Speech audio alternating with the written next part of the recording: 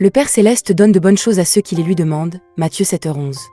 Si donc, méchants comme vous l'êtes, vous savez donner de bonnes choses à vos enfants, à combien plus forte raison votre Père qui est dans les cieux donnera-t-il de bonnes choses à ceux qui les lui demandent.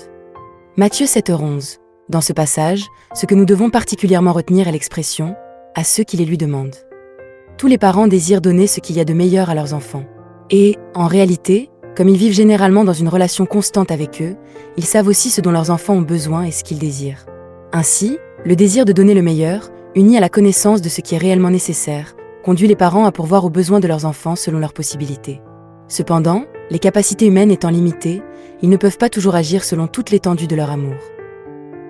Il en est de même pour Dieu, mais d'une manière infiniment supérieure. Dieu désire donner ce qu'il y a de meilleur à ses enfants. Il connaît toutes choses et sa puissance est sans limite. Il peut donc pourvoir pleinement à leurs besoins. La véritable question est alors la suivante. Sommes-nous réellement les enfants de ce Dieu bon et tout-puissant ? Dans notre texte, Jésus ajoute la condition « à ceux qui les lui demandent ». Pourtant, Dieu connaît déjà nos besoins avant même que nous les lui présentions. La condition fondamentale n'est donc pas simplement le fait de demander, mais plutôt cette réalité implicite, à ses enfants. Si Jésus parle ici de ceux qui demandent, c'est parce qu'il adresse ses paroles à ses disciples, c'est-à-dire à ceux qui sont déjà enfants de Dieu. La condition d'être enfant de Dieu est déjà accomplie. Jésus enseigne donc même aux enfants de Dieu qu'ils doivent encore s'adresser à leur Père et lui demander ce dont ils ont besoin. Demandez, et l'on vous donnera, cherchez, et vous trouverez, frappez, et l'on vous ouvrira. Matthieu 7h7.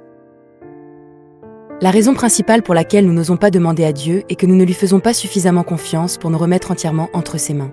Et si cette confiance nous manque, c'est parce que nous sommes des êtres charnels qui ne pouvons percevoir le Dieu spirituel qu'avec les yeux de la foi.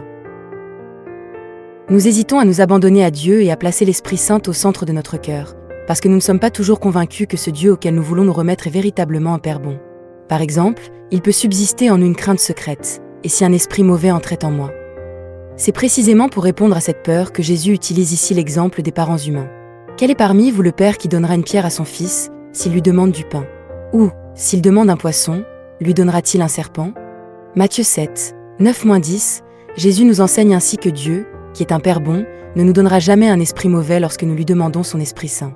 Ainsi, dans le contexte de ce passage, l'expression « à ceux qui les lui demandent » doit être comprise comme « à ceux qui s'abandonnent eux-mêmes à Dieu et qui demandent que l'Esprit Saint demeure au centre de leur être ».